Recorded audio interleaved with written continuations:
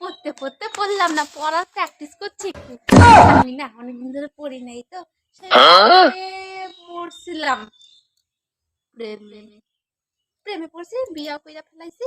এখন দেখি এই প্রেমের মধ্যে কিছু নেই, মাঝে মধ্যে কি গন্ডগোল।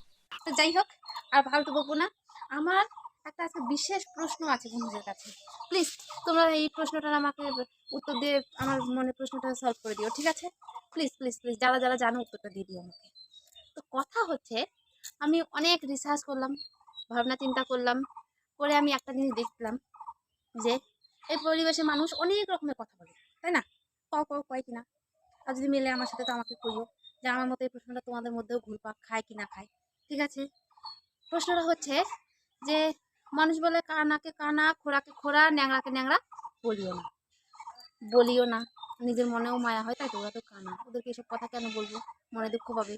এমনি তো ভগবান ওদের একদিক দিয়ে একটু কমতি রেখেছে।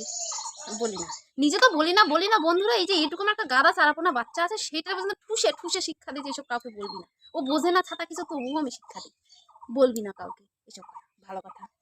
কিন্তু আমার এই সাদা মনে এখন একটা কাদা প্রশ্ন হচ্ছে যে আমার মেয়েটা তো বড় হচ্ছে, পরে মানুষের সাথে পাড়ার সাথে মিশবে, শিখবে। তখন এই কানাকে কানা, খোড়াকে খোড়া, ন্যাংরাকে ন্যাংরা বলিও না, মনে কষ্ট পাবে। এটা তো শিক্ষা শিক্ষা আমি দিচ্ছি। এই সমাজ পরিবেশ তোকে আরেকটা শিক্ষা দিবে যে কানা, খোড়া, বজ্জাতের গোড়া। তখন আমি আমার মেয়েটাকে কি বোঝাবো, কি বলবো আমি ওকে? আমি ওকে শিক্ষা দেই যে এসব কথা কাউকে বলিও না, কেন এসব মহান ব্যক্তিরা শিখাই গেছে যে এসব কথা কাউকে বলা যাবে না। তাহলে ও যখন আমাকে এসে জিজ্ঞাসা করবে যে এইসব কথা মহান ব্যক্তি শিখাই গেছে, তাহলে এইটা আবার কোন মান্যগণ্য শিক্ষা দিল যে কানা খোড়া বজ্জাতের গোড়া? কেন বজ্জাতগিরি কি খালি কানা খোড়ারাই করে? এই যে আমি যে সশরীরে দাঁড়াই আছে তোমাদের সামনে ধপাস করে এসে পড়া একটা নাটক করে দিলাম, আমি বদমাইশি করলাম না? তাহলে তাহলে বজ্জাতের গোড়া আমিও হতে পারি। সব দোষে সে সারা নন্দ ঘোষের গাড়ি দিয়ে কেন পড়ে? হ্যাঁ, বলো দেখি তোমরা, এটা খালি নন্দ ঘোষের দোষ হলো না? তাই আমার এই প্রশ্নটার উত্তর আমি আজও খুঁজে পাই নাই। আমার মেয়েটাকে কি শিক্ষা দেবো সেটাও আমি কনফিউশনে আছি। তো তোমরা প্লিজ আমার এই প্রশ্নটার উত্তরটা সলভ করে দিও, ঠিক আছে?